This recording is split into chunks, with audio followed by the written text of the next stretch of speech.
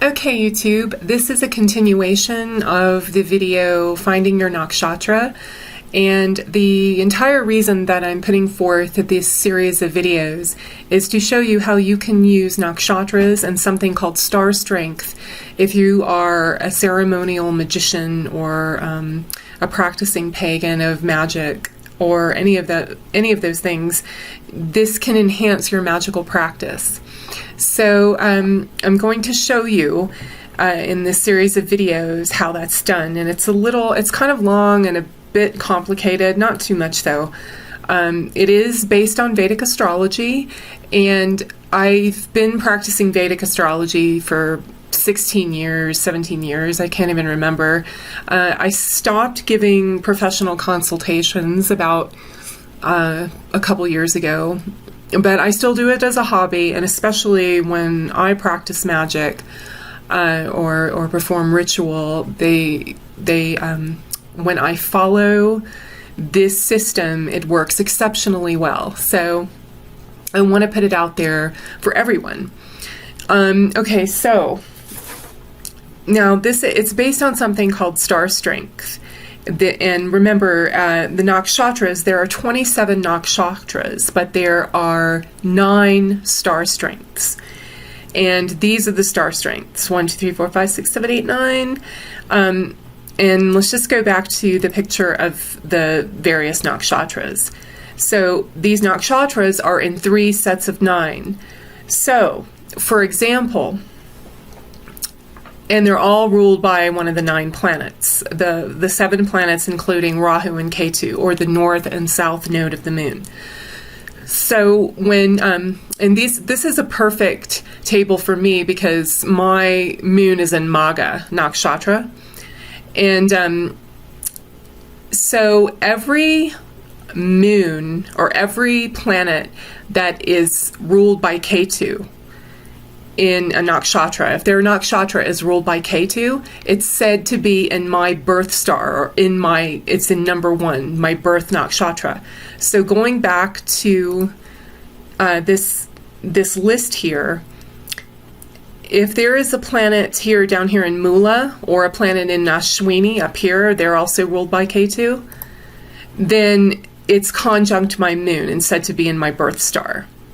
So that's number 1. And then number 2, if I have a planet in Bharani nakshatra, or Purva Falguni nakshatra, or Purvashada nakshatra, then those planets are ruled by Venus.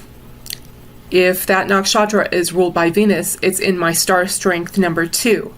So I go here, there it is, number 2, and all the way down through 9, and you'll see there are 3 sets of 9 here. So you have to look at nakshatras as more of 9 different ideas or concepts, and they're divided or multiplied into 3. But all you need to remember is these 9 different concepts and the ruler of that nakshatra. Okay, so you can once you find the nakshatra for all your planets or any transiting planets, you can see how they fall here under this list of 9. So, and this is the meanings of each of these numbers. And what I'm trying to get at, I'm going to be doing a couple more videos on this. I had to delete the first video because I tried to put everything in one video. Finding your nakshatra, the histories of nakshatras, how Rahu is incredibly important when practicing magic. I tried to put that all in one video, but it was very confusing and boring, actually. You're looking at a bunch of tables. So I decided to break it up here. So anyway, when you're analyzing your planets as far as nakshatras go, this is called star strength, and you want to see them how far they fall away from your native moon. Whatever nakshatra your native moon is, that's always your birth star or your birth nakshatra.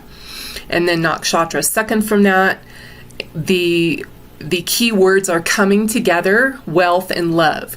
the first nakshatra is a birth, some kind of birth of something new. There's always something new or a new idea. And then after you have that, you go on to number 2, which is coming together with someone to collaborate on that idea. It's also forming a new relationship with someone. It can be, romantic or friendly, anything like that. A new job, or where you meet your boss and you collaborate together, or with another coworker. And then also it means wealth. Number 2 is wealth, and your environment, your resources, whatever you use to benefit moving forward in life, which are friends are resources, your knowledge is a resource, things like that. Those help you move forward in life. You can fall back on them if you need them. So that's what wealth means. It doesn't only mean money. And then the third star strength, or the third nakshatra away from that of your moon, is flying apart, independence, willpower, and competition.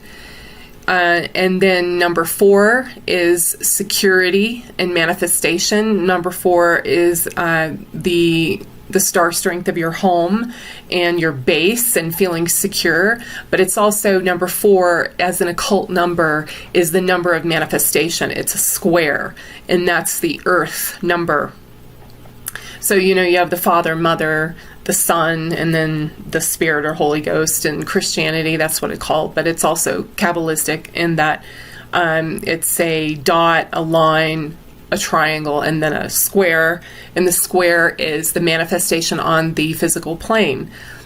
So keep that in mind. And also number 4 is 2 times 2, and 2 and 4 are very linked. Number 4 is security and manifestation in the wealth that you have. It's actually more wealth, extra wealth, that you need, or you could define it as someone being very wealthy. When is number 2, it's more of a resource that is given to you for you to use. Okay, and number 4 is security of wealth, having a lot of wealth, more than you need. Okay, and then you move into number 5. Now number 5, 7, or number 3, 5, and 7 are all considered difficult numbers, and I don't want that to scare you, but it's number 3 is the least difficult. It's just basically 3 represents siblings, and you're always fighting with siblings for dominance, or just competition, healthy competition. You've got to get out there and compete with your idea or whatever it is, or in work, or you're never going to grow. You're never going to develop your own willpower. I mean, you do, obviously, but not to the degree when you have it challenged. And number 3 is basically challenge. And then you go up here to number 5. After you have your security and you've manifested something of value, then number 5 is you have to let go of those things that will hinder whatever it is you're trying to put forth, or to hinder you as a physical being.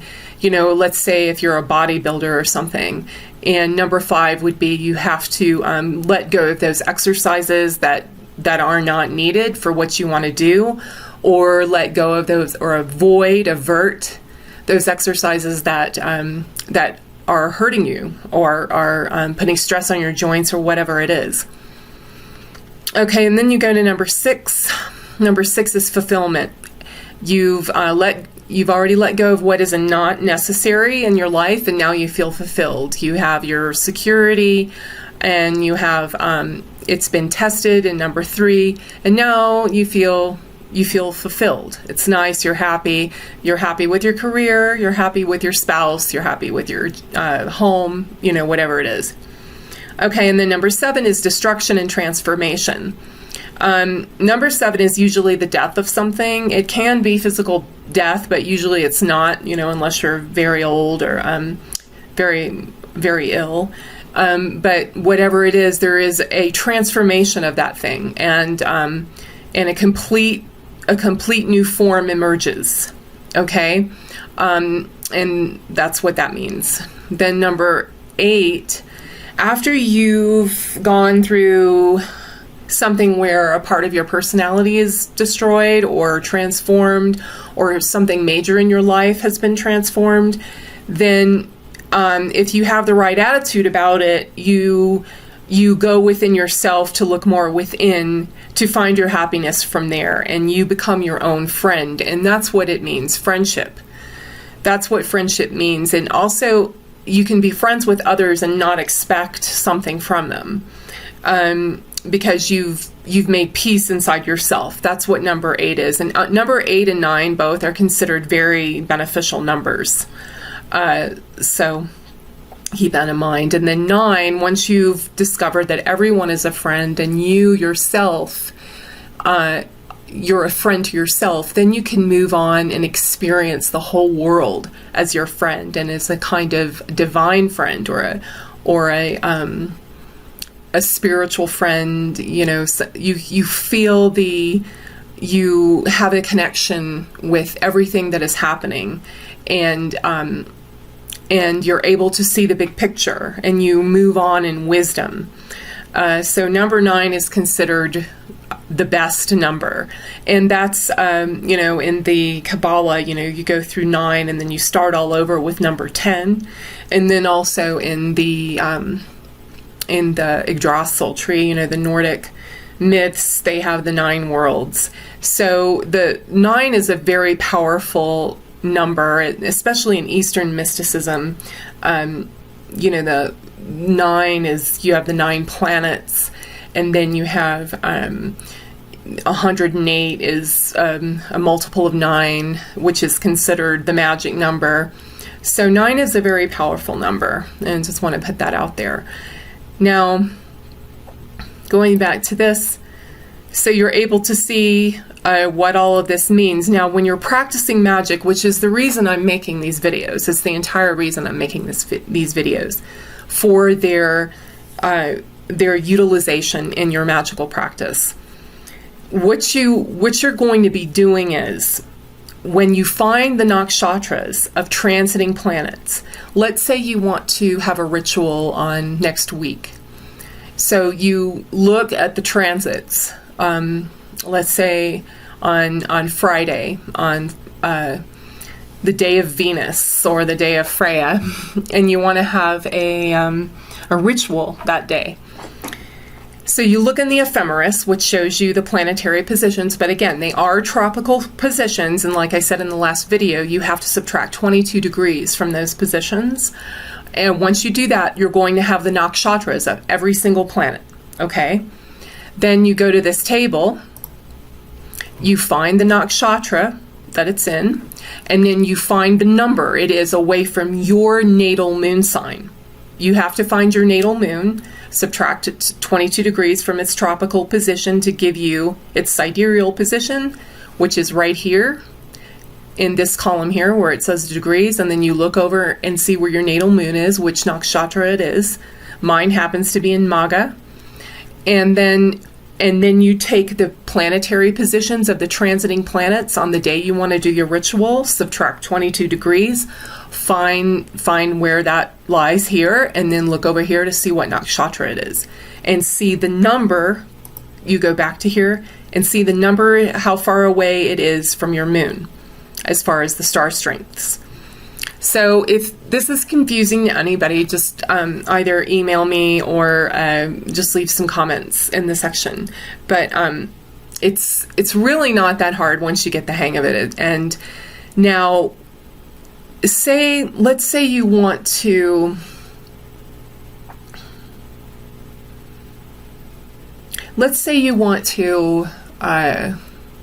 you're ill and you want to destroy an illness, or you want to burn it out of you or something like that. Or let's say you have a boil, or you have a cut on your arm or something and it's getting infected, okay? And you want it to heal. This is just a crazy example. I know most people don't practice magic for that, but I'm going to give you another one too. But I just want to say that's Mars, okay? You want to burn out the infection, right?